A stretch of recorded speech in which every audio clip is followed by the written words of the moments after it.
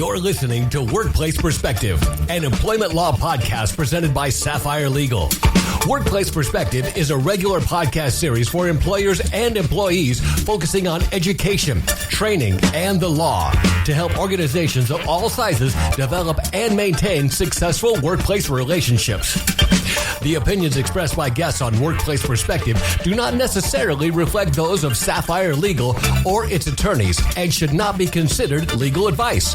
And now, here's your host, founder and principal attorney at Sapphire Legal, Teresa McQueen. Thank you, James, and welcome everyone to Workplace Perspective, where we are striving to raise the bar at workplaces everywhere. Today, we're talking with Susan Lund, a partner of McKinsey & Company and a leader of the McKinsey Global Institute. Susan's research focuses on the intersection of technology, globalization, and labor markets. Her latest research has been analyzing the long-term impact of COVID-19 on the future of work. On today's episode, we'll be discussing Susan's findings and some foreseeable trends as businesses start to imagine a post-COVID workplace. It's going to be a great show. Don't go away. We'll be right back. The opinions expressed by guests on Workplace Perspective do not necessarily reflect those of Sapphire Legal or its attorneys and should not be considered legal advice.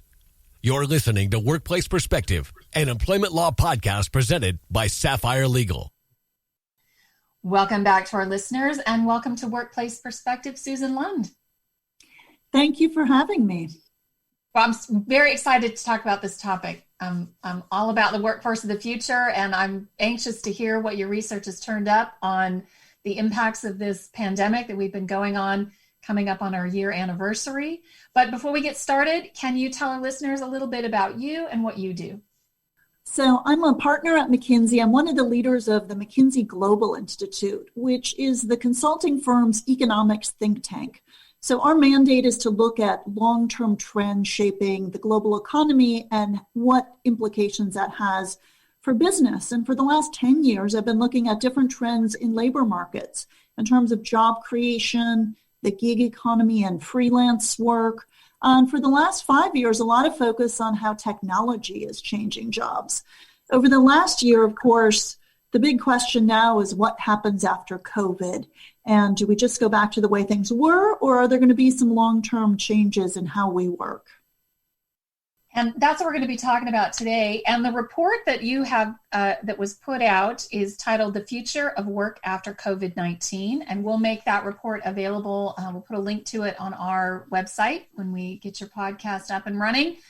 But for now, I really want to talk about, I know that people are, we don't get political on this show, but I do think that with the vaccinations process going on, and as more and more people get vaccinated, I do think that employers are starting to look ahead at the horizon to start thinking about, okay, it looks like we're going to get to, at some point, there's hope. We're going to get back to the new workplace, right? And what is that going to look like? And how are we going to pivot all this? And people not being very adamant about keeping some of these trends that have come up, the Zoom calls, the remote work and all that stuff that's actually worked for some people and how to integrate that. So I am super excited to hear about your research on that. So what does coming back to work look like?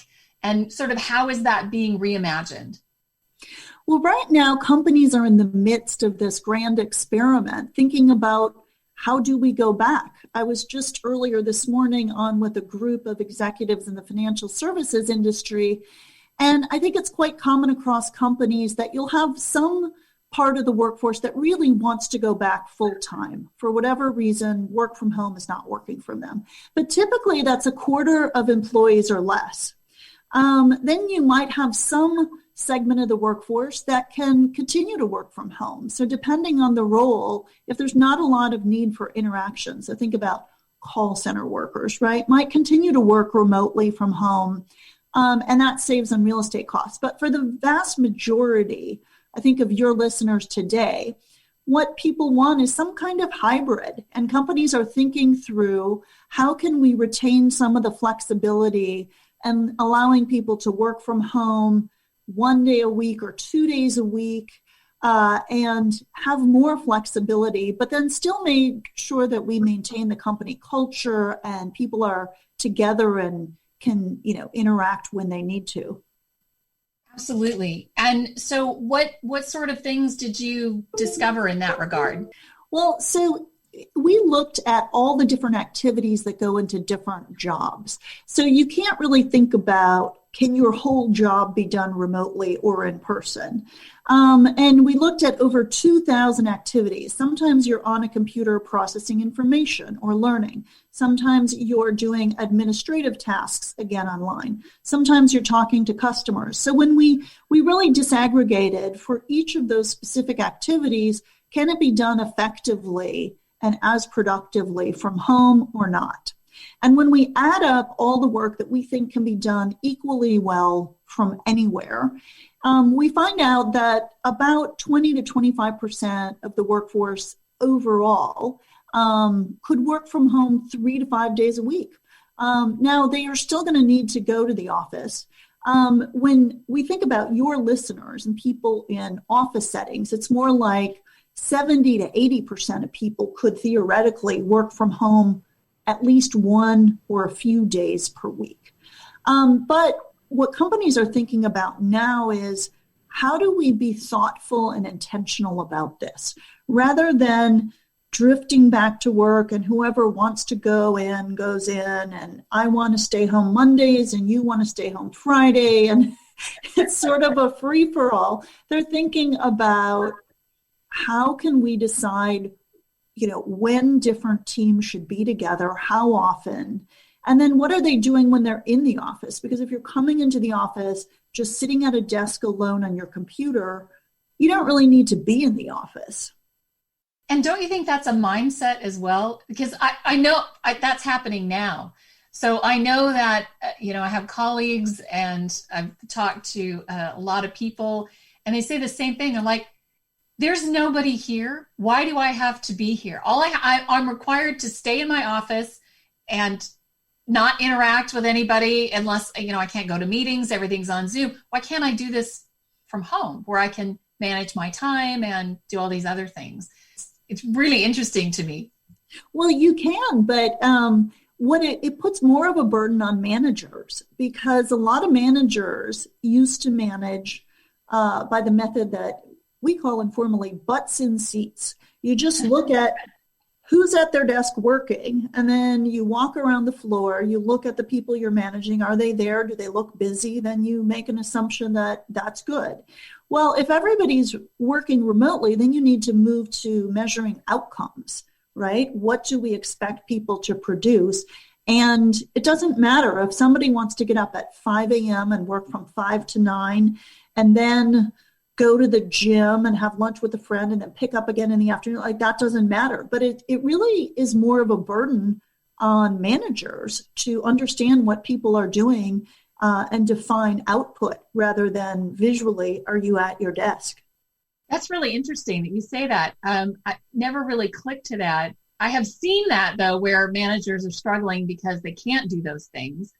And they're trying to say, okay, then what I want to do is fit that old model right onto the computer, meaning I want to sit at my desk from 9 to 5, and I want to be able to monitor everybody. So that means everybody has to be working 9 to 5. But from a productivity aspect, I'd like to focus a little bit on that, what you mentioned about this idea that productivity the shift needs to be to, like you said, outcomes, so that people have a broader mindset of, okay, how does this all work? But managers would freak out, right? Because if my job is managing these people and they're not there to manage, what do I do with myself? How do I do that?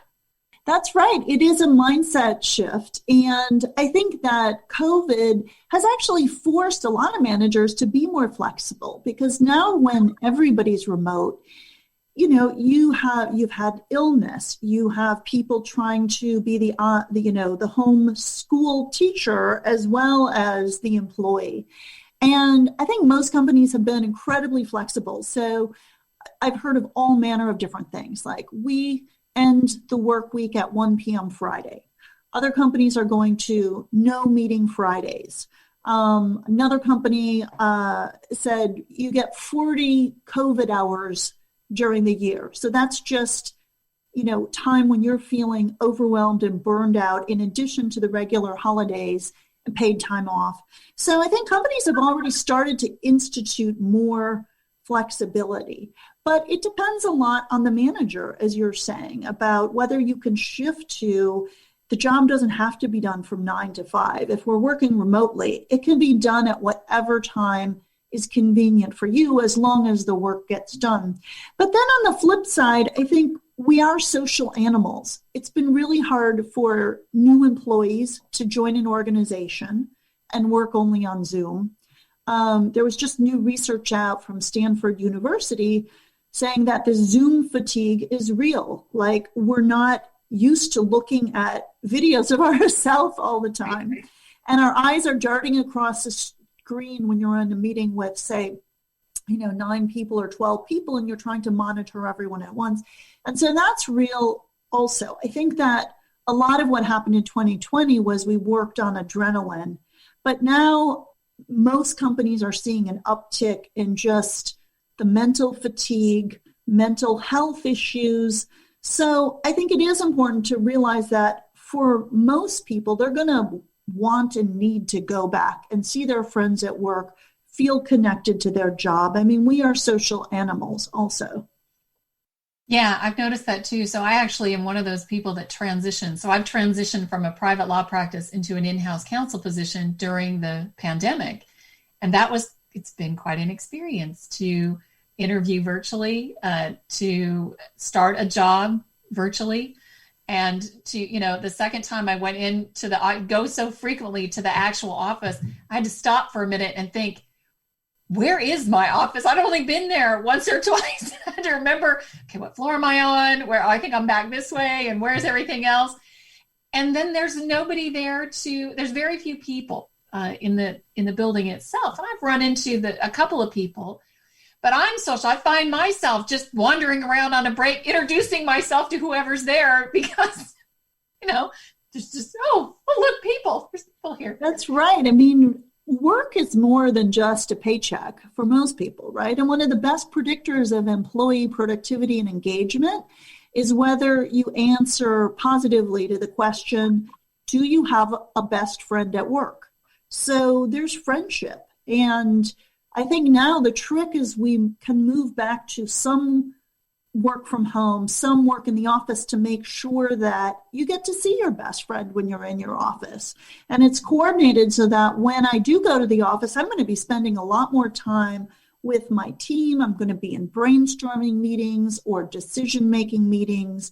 I'm going to be meeting new employees like yourself, Teresa, and taking time to reach out as opposed to doing a lot of my own computer work alone with the door shut.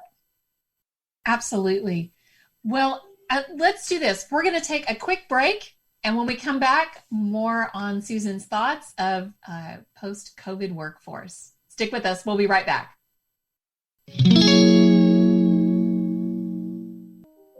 The average time a resume spends on an HR manager's desk is 7 seconds. And most of them are tossed aside.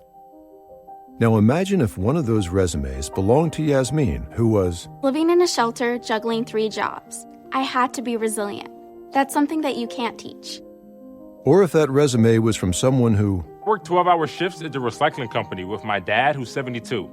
That taught me a work ethic that I carry with me every day.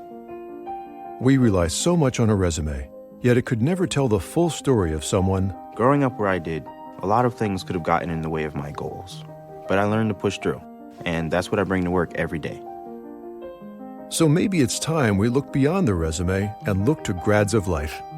Discover new ways to develop great talent that are so much more than what's on paper at gradsoflife.org. A public service announcement brought to you by Grads of Life and the Ad Council. If you enjoyed today's show, do this. Share us, like us, give us a review on your favorite podcast app. It means a lot to us, and it ensures more people tune in and raise the bar at workplaces everywhere. Welcome back, everyone. We are talking with Susan Lund from McKinsey & Company about the long-term impact of COVID-19 on the future of work. So, Susan, let's shift gears a little bit. In the long term, what does this sort of reimagining mean, and what are some foreseeable trends? So in addition to just this whole question of where people work, there has been a big uptick in the use of technology over the last year. So whether it's things like shopping online or having your groceries delivered or doing banking through an app or using digital payments, these were things that were happening slowly. And 2020 just saw a huge uptick in usage. So anywhere from, 3 to 5 times faster growth in usage. And what we've found by doing consumer pulse surveys in countries around the world is that anywhere between 50 to 75% of people will say that they're going to continue to use some of these new digital channels after the pandemic. Now, it's not to say we're never going to go shopping or never going to go to a restaurant. I think it's really both and, but this is going to have a pretty significant impact on where the jobs of the future are going to be. And a lot of the jobs in bricks and mortar retail, restaurants, hotels may not come back. And that's going to create challenges for companies as well as for society. And how do you create different career paths for these people to get on? So on the businesses that you think that might not come back and recover. So what leads you? What did you find that led you to come to those sorts of conclusions? Well, we find a lot of the customer-facing low-wage work, whether it's in restaurants and fast food or in bricks and mortar retail stores, are just going to be down permanently. Part of it is because of a reduction in business travel. So if our colleagues in the travel and logistics practice think that there will be 20% less business travel permanently because of digital virtual meetings. And that means I'm not going out to a cafe for breakfast, eating lunch, eating dinner, working from home. When I go to the office, I would go out to all those places that exist really only to sell lunch, buy a salad, and now I'm at home. So there's a big shift in demand. And what it means is that a lot of these large-scale employers, for instance, an Amazon or a Target or a Walmart, have been really thinking proactively about how can I take the customer-facing sales associates and say create training programs to move them into management or supply chain or IT and digital. And how can I redeploy the people I have to where it's needed, or in the case of retail, to e-commerce and distribution. That's interesting. I know when we've talked on the show about what the workforce of the future is and the impacts of artificial intelligence and all that. And it sounds to me like you're saying a little bit about the same thing. And in that, when we talked about those issues, there was a panic about, oh my gosh, I'm going to be replaced. I'm not going to have a job. But what I hear you're saying is that there's likely going to be new jobs created. There's going to be new focuses. And that sounds very hopeful to me. And I love that. That's right. I always say, I regret to say that robots will not be doing all our work for us anytime soon, not at least in our lifetimes. There is work, but it's going to be different work. And in general, it requires more specialized skills. So companies are really actively looking at this, and particularly now, so we've gone through COVID, a lot of companies shifted the workforce. Think about banks, and bank branches shut down. Suddenly you needed people in call centers. So a teller became a call center agent overnight, right? So there has been a lot of flexibility in most companies about quickly shifting people to where they were needed. And now as we go back, I think a lot of executives are thinking about, instead of going back to the way things were, how do we reimagine where our business is going? What are going to be the sources of growth, and where do we need talent? And can we systematically shift our workforce to doing where the work of the future is going to be? I like that. I love that idea that, change is scary. it doesn't matter. Everybody, change is scary. But I think that at least one thing I felt, looking at the report, is it does have a hopeful aspect to it. For individuals, I think it means adaptability and lifelong learning is something we talk about, but is really going to become a reality. I'm sure in your job, Teresa, in the law, AI is transforming a lot of what first-year law associates used to do. The same is true in accounting and finance for actuaries. I'm an economist. My training in my profession has changed incredibly. So people are going to need to embrace that, I think, is one thing. And the second thing, I'm often asked, well, what skills should I build to be employable in the future? And I think the answer is there are two different sets of skills that are important. First are digital skills. So if people have a bent for technology and math and science, for goodness sake, pursue it, right? Lots and lots of jobs in the future. But equally important are going to be people with good socio-emotional skills, because what machines don't do are do a good sales call and sign up a new customer, or they're not good at coaching and mentoring more junior employees or teaching. Managing others, working in teams. So these are skills, they're sometimes called soft skills, and they're increasingly important, and yet educators and schools don't really know how to teach them, and neither do companies. I often am asked by executives, well, how do we help employees develop these soft skills? It's amazing. I love it. We are out of time, and I hate this because I love talking about this topic, but I want to thank you so much, Susan, for joining us and sharing all this great information with our listeners. We'll make sure to have your report up again on our website so people can look at it. But thank you so much for being on the show with us. Thank you. It's my pleasure. That's our show for today. I want to tell you, if you'd like to learn more about Susan, you can find her on the web at mckinsey.com.